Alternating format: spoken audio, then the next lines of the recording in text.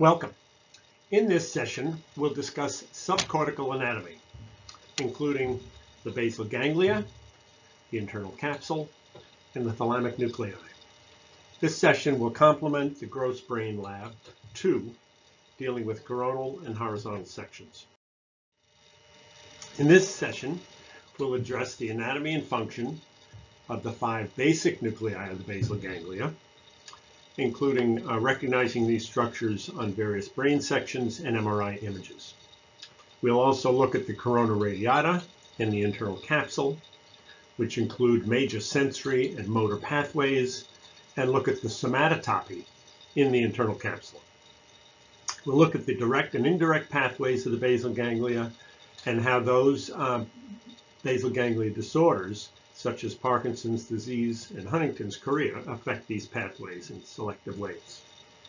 And then we'll look at the anatomy of the thalamus and the main thalamic nuclei and the brain regions that they connect. Finally, we'll look at the blood supply to the different regions of the basal ganglia, thalamus, and internal capsule.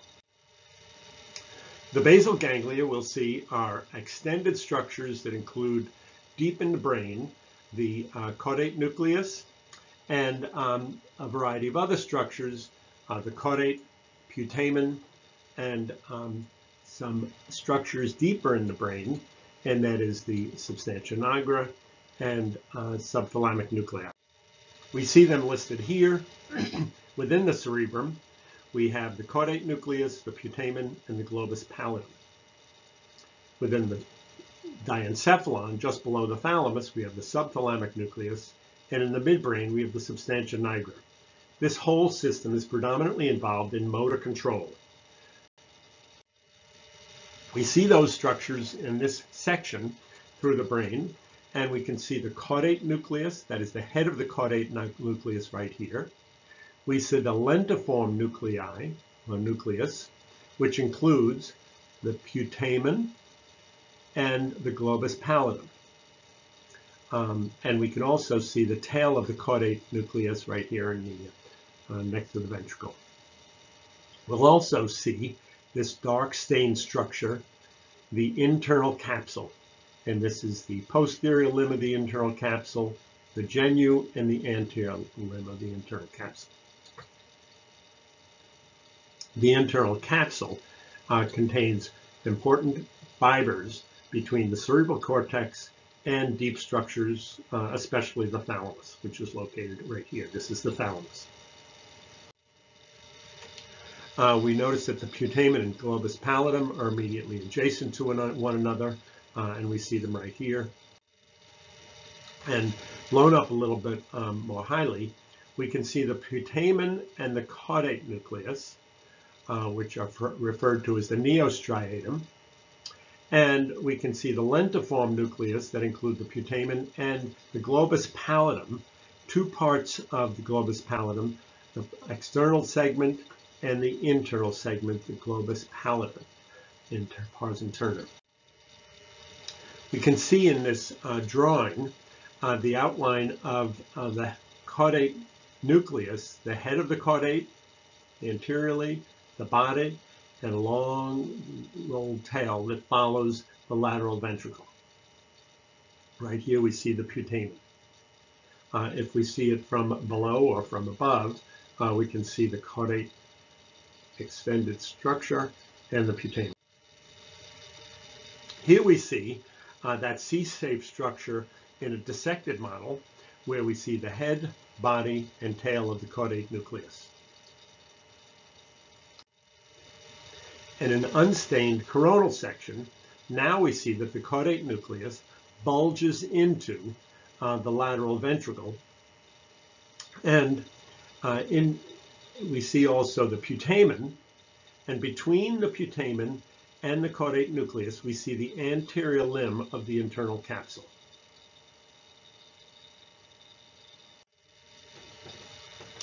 If we look at a dissected specimen from a lateral view, we can see axons, myelinated axons that form the corona radiata.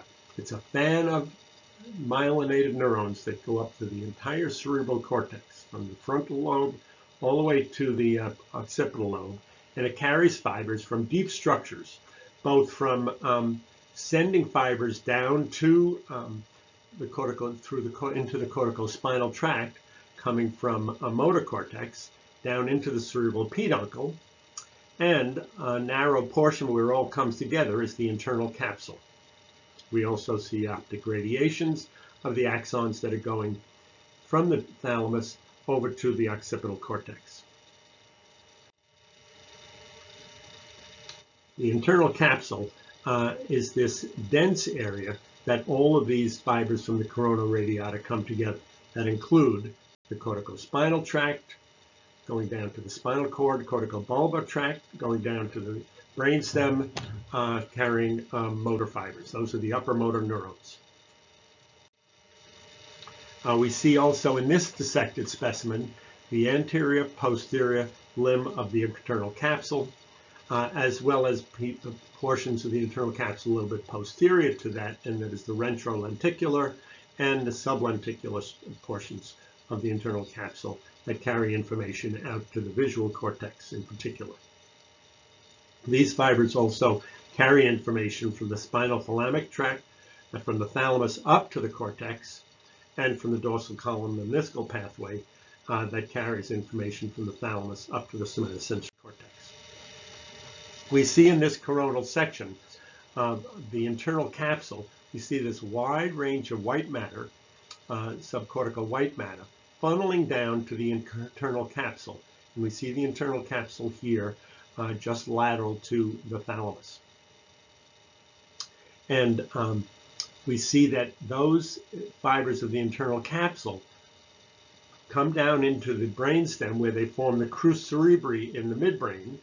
And as they come through the pons, they're embedded within the basis pontus. And as they come into the medulla, they're embedded within the pyramid.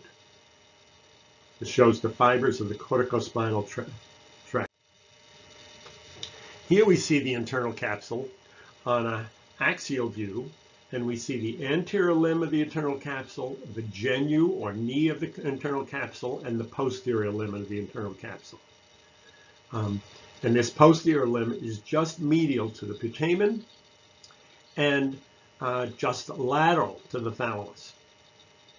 So this very important posterior limb carries information about corticospinal tract information going downwards, and thalamocortical fibers going upwards to somatosensory cortex, as well as, more posteriorly, radiations to the visual cortex and to the auditory cortex. This identifies some of those structures that are part of the anterior limb, and that is fibers that are coming from the thalamus to the limbic regions that we'll discuss in the future, as well as ventral anterior portion and ventrolateral nuclei of the thalamus. And they're important as part of the basal ganglia and cerebellar pathways. It also contains some corticopontine fibers from the frontal cortex. The internal capsule, again seen here, has a number of features that we see represented, and that is the anterior limb and the posterior limb. That corticobulbar fibers are located right at the genu, and those are involved in motor functions to the cranial nerve nuclei. And then the corticospinal fibers that are a little more posterior, and they include arm, trunk, and leg, with the arm more closer to the genu, and then the trunk and the leg is most distant from the genu. That posterior limb, as we said, is very important, containing corticospinal fibers, as well as ascending thalamocortical fibers from ventral posterior medial and ventral posterior lateral portions of the thalamus, carrying information from trigeminal sensory neurons, as well as the dorsal column meniscal pathway for vibration and position, and the spinal thalamic pathway for pain and temperature. That is, after they synapse in the thalamus, they travel up through the internal capsule to the cortex. Somatotopy is important in all of those, represented both medially the arm is represented medial and the leg more lateral, with the trunk in between. We use the acronym HAL for head, arm, and leg to show the distribution of the somatotopic representation in the posterior limb of the internal capsule. We see that represented here again, the head, arm, and leg in the posterior limb of the internal capsule, and then for different parts of the motor and sensory pathways, as well as more posteriorly, the thalamocortical inputs to the temporal lobe for audition and to the occipital lobe for vision. We see these structures represented together again, the internal capsule, anterior limb, posterior limb, and we can see the caudate, putamen, and the globus pallidum, and we see the thalamus in red. Gain an appreciation of the three-dimensional arrangement of these structures, we're going to peel away the cerebral cortex and the underlying white matter to reveal the basal ganglia and the internal capsule. And we're going to rotate, and we see here some of those structures. We're going to rotate it so we look at it from a lateral perspective. So we're looking here at the putamen. This is anterior is on the left, posterior on the right. We're looking, as we went through the white matter, we first come to the putamen, and then if we peel away the putamen, we come down to the globus pallidum, which is deep to the putamen. And then if we peel away the globus pallidum, we come down to the internal capsule, these fibers that are coming up from the thalamus, or going down from the thalamus up to the cortex, or from the cortex going down to deep structures. And then if we peel away the internal capsule, we see the caudate, the head, the body, and the tail, and we see the thalamus.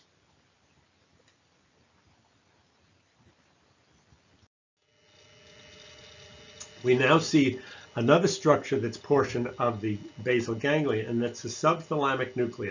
So we have the putamen, the globus pallidum, pars externa and pars interna, and then we see the subthalamic nucleus just below the thalamus, and that gets input from the globus pallidum.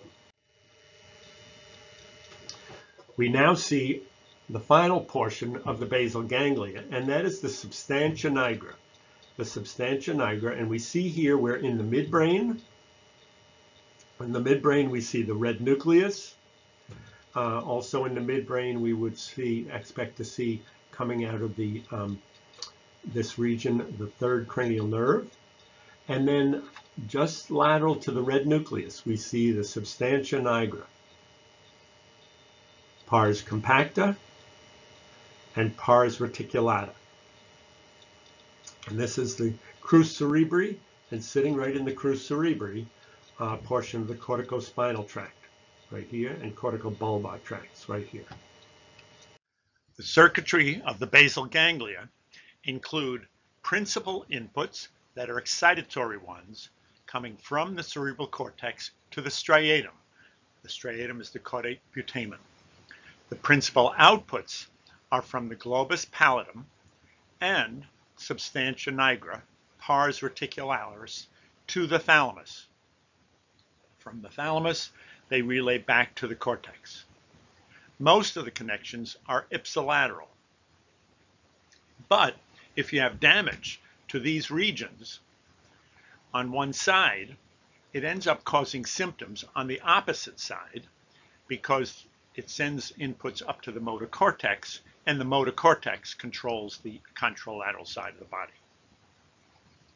Together with the cerebral cortex and VA, VL nuclei of the thalamus, that's ventral anterior, ventral lateral, the basal ganglia are interconnected to form two parallel but antagonistic circuits known as the direct and the indirect pathways.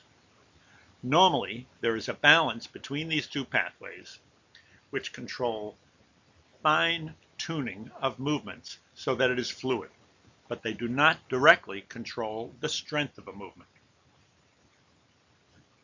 As seen here, the overall circuit of these basal ganglia are an input from the motor cortex to the basal ganglia, and then from the basal ganglia into the thalamus, VA and VL, and then from the thalamus up to the cortex. Since the basal ganglia control the ipsilateral motor cortex, it therefore influences the contralateral body. The direct and indirect pathways both use a process known as disinhibition to mediate their effects, where one population of GABA inhibitory neurons inhibits a second population. The disinhibition results in a net excitation of a third neuron. Two negatives yield a positive.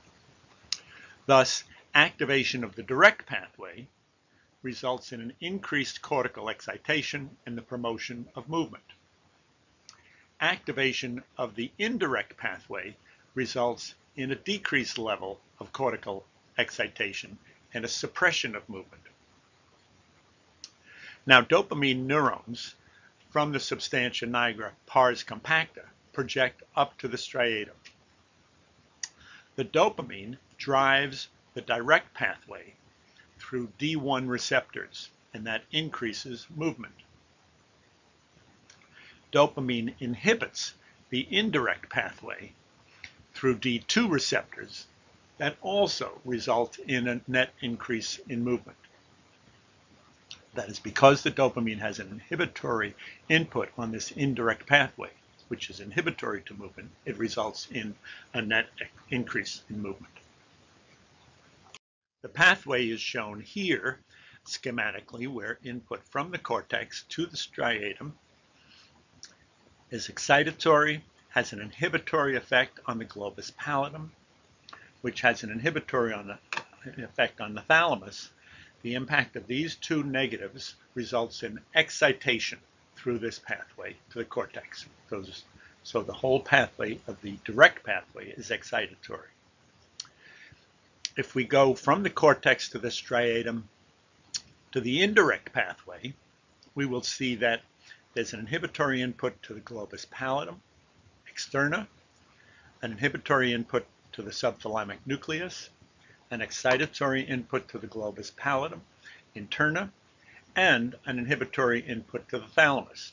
These three inhibitory inputs end up with a net inhibition of that by the indirect pathway of movement. However, the substantia nigra, which offers this nigral striatal pathway, provides dopaminergic input to the striatum. And here, the D1 inputs, which are excitatory, dopamine 1 inputs, that is, the receptors are D1 receptors, is excitatory to the direct pathway, so that it continues this net excitatory input. And in the caudate putamen, there are D2 receptors that get input from the striatum, and they travel along this pathway. By adding this inhibitory input to this pathway in a normal, intact brain, there are 4 negative inputs. They add up to a positive, and they drive movement normally within the cortex. When there's damage to this structure, then this excitatory input is lost, and it's no longer driving the cortex, and the inhibitory input to the striatum is lost, so this becomes inhibitory. As a result, there's a net decrease in movement.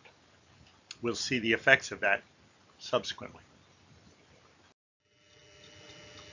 The basal ganglia disorders, that is the extrapyramidal disorders, extrapyramidal because the basal ganglia fibers do not themselves pass through the medullary pyramids.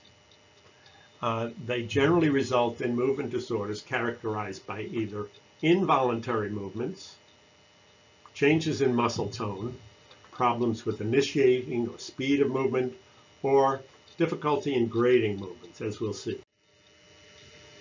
They include hyperkinetic or involuntary movements such as tremor, either at rest or during movements, sometimes postural tremor.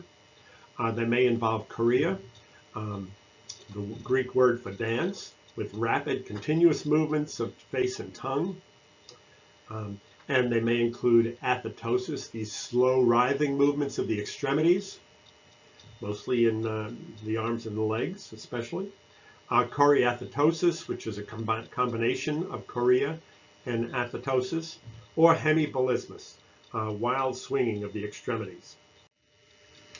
Lesions of the direct pathway result in underactive cortex and reduced movement, hypokinetic disturbance, slowing or absence of spontaneous movements. Parkinson's disease is the classical representation of this type of disorder, caused by degeneration of dopaminergic neurons of the substantia nigra pars compacta. Because the cortex is less active, Parkinson's patients have problems initiating movements, and there's a decreased amplitude and velocity. The symptoms include, there are cardinal symptoms, 4 and a 5th that we'll see in many patients.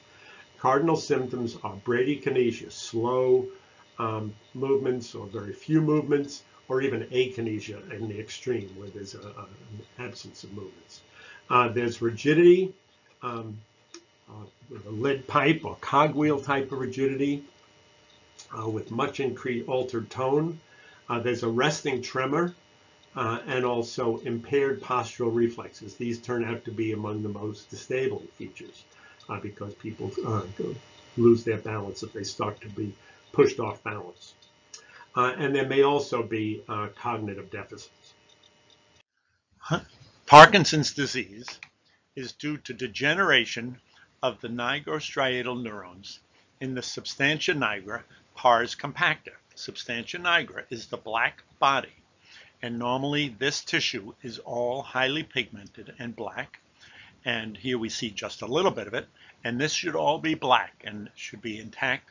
Substantia nigra, that's all degenerated.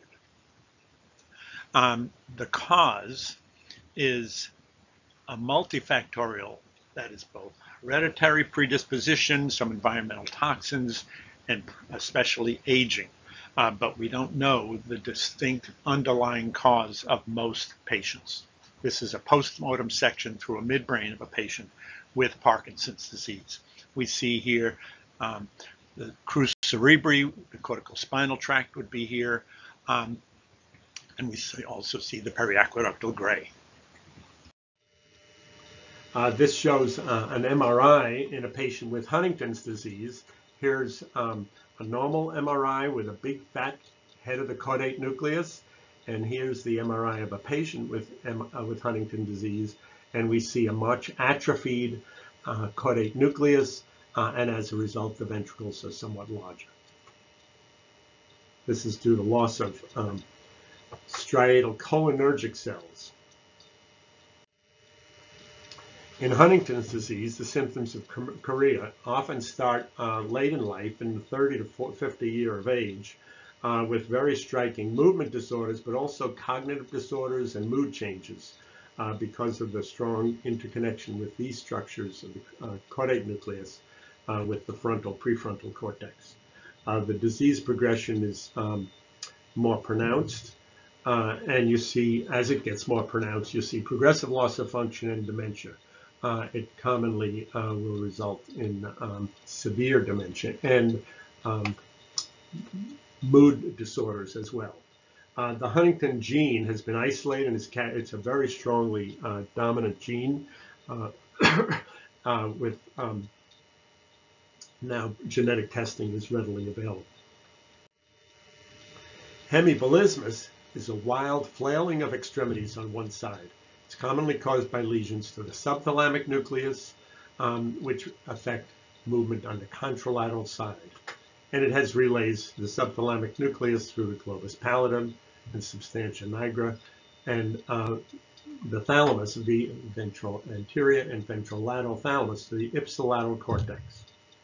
Commonly, it's caused by a stroke in the perforating vessels of the posterior cerebral artery. We see here a lesion near the thalamus and the subthalamic nucleus on the left that caused the right hemibolismus. This is an MRI.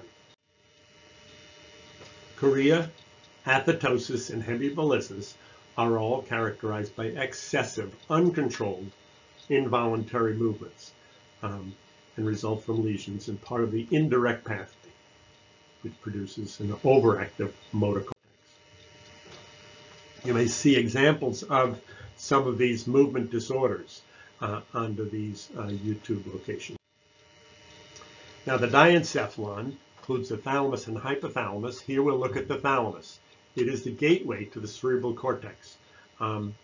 It contains relay nuclei for sensory, motor, and limbic systems. All of the sensory pathways, except for olfaction, make relays in the thalamus.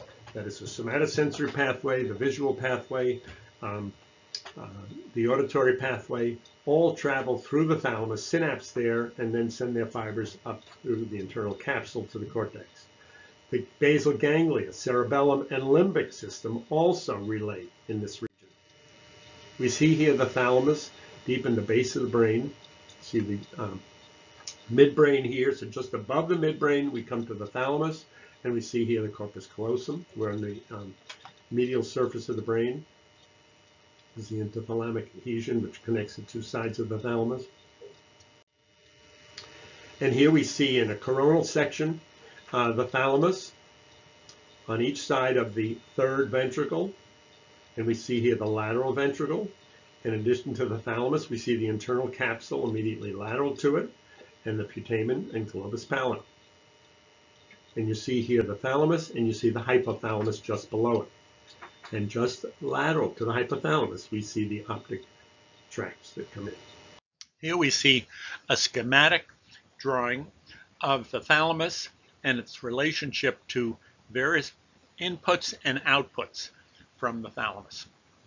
We see from the anterior nucleus of the thalamus strong projections to the frontal cortex and some to the parietal cortex. It's heavily involved in emotional behavior. We also see VA and VL, that is ventral anterior and ventral lateral. They are getting strong inputs from the cerebellum and from the basal ganglia, and they send their outputs to motor cortex, primary motor cortex, and premotor and supplementary motor cortex. We see the ventral posterior lateral and ventral posterior medial nuclei. They receive strong somatosensory input from the dorsal column lemniscal pathway and from the lateral spinal thalamic pathway, and it sends its outputs to the parietal lobe, postcentral gyrus, and at the back of the thalamus, we see the lateral geniculate nucleus in purple, which sends its fibers out to the visual cortex. And then we see the pulvinar nucleus, which is an association nucleus, which sends its outputs to parietal and occipital cortex. We see here some of those nuclei. Don't worry about having to locate within the thalamus individual nuclei. We'll want you to know some of their functions, but not be able to precisely localize them within the thalamus. But we can also see, in addition to the thalamus, of course, we can see the caudate and the putamen and the globus pallidum. And the thalamus is sitting right here. Notice that the fibers, the anterior nucleus travels to the frontal lobe and the cingulate gyrus. That VA and VL travel to motor areas, that VPL and VPM travel to somatosensory cortex, medial geniculate travels to the auditory cortex, and the pulvinar and lateral geniculate travel primarily to the occipital lobe. Some of the thalamic connections are indicated here. We've just talked about those, going from ventral anterior lateral to basal ganglia, cerebellum, and motor cortex. VPL, a principal input from somatosensory pathways and spinal thalamic pathways go to somatosensory cortex, VPM, ventral posterior medial, carries information from the trigeminal input, the face, and goes to the somatosensory cortex, medial geniculate to the auditory cortex, and lateral geniculate to the visual cortex. There are a variety of limbic connections that we'll discuss in the future, and recognize that they include the anterior nucleus, dorsal median nucleus, and these have an important role in mood and personality features that we'll be talking about. And then there's some association cortices like the cortical connection, like the pulvinar, that provide input to both temporal, occipital, and parietal lobe, especially integrating visual information with other. Coming off of the anterior cerebral artery are the anterior and medial striatal branches of the anterior cerebral artery, and these small branches have an important supply to the head of the caudate nucleus and the anterior limb of the internal capsule.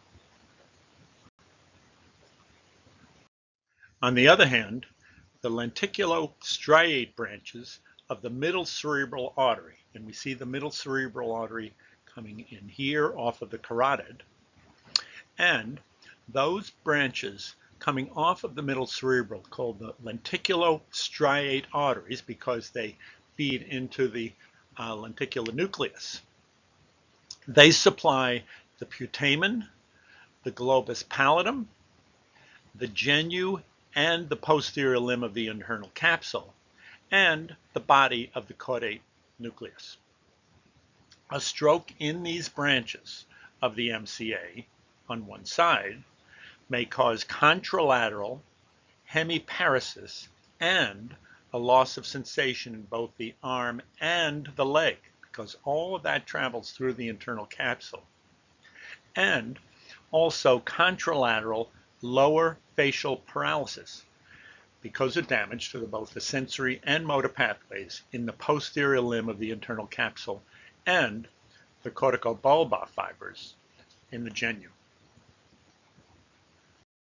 The posterior cerebral artery, coming off of the basilar artery, supplies parts of the midbrain, including the substantia nigra, which we see over here, and much of the thalamus, and also the inferior temporal lobe and the occipital lobe, so that damage to this artery, depending on its location, could affect both the substantia nigra and produce Parkinsonian symptoms, or produce blockage of information going to the visual cortex and produce a visual defect. The posterior cerebral artery seen here feeds much of the thalamus and also the subthalamic nucleus. A summary of the portions of the brain fed by each artery is illustrated here, and I draw your attention to the posterior cerebral and posterior communicating artery, which feed much of the thalamus, seen here, here, here, in the coronal, here in the coronal section as well, and the middle cerebral artery perforating branches, the lenticulostriate branches, here and here, as well as here and here, feeding the internal capsule and basal ganglia, those important structures for motor and sensory function.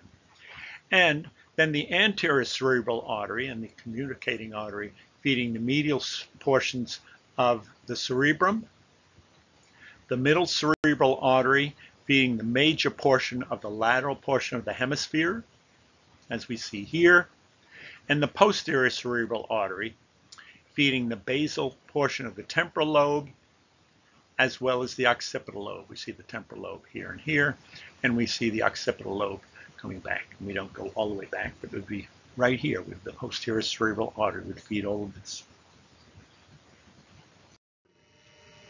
And these are summarized right here, where particularly for the internal capsule, because it is such a vulnerable structure, and particularly the posterior limb and the genu, and that is the lenticular branches, lenticulostriate branches of the MCA, affect the genu and corticobulbar fibers carrying motor fibers to the face, and lenticular striate branch in the posterior limb affecting corticospinal pathway, also for the body, and somatosensory thalamocortical projections as well.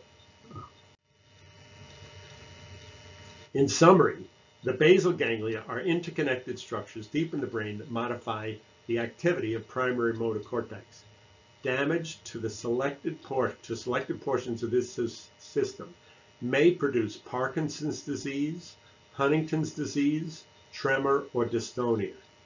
Damage to the basal ganglia does not produce weakness. It produces these involuntary movements.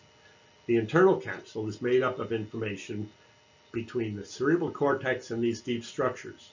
The posterior limb in particular carries this critical information for corticospinal output of motor cortex, and those are the upper motor neurons, and sensory information for thalamus for specific sensory portions of the cortex. Damage to the posterior limb can produce very profound weakness, that is a spastic paralysis, or sensory deficits, depending on the portion affected. And then the thalamus provides a synaptic relay and processes sensor for all of these structures, the basal ganglia, the cerebellar circuits, as well as sensory inputs from somatosensory, visual, and auditory input, and connected with the cerebral cortex. So damage here can affect many of those functions involved. Thank you very much. If you have any questions, don't hesitate to contact me.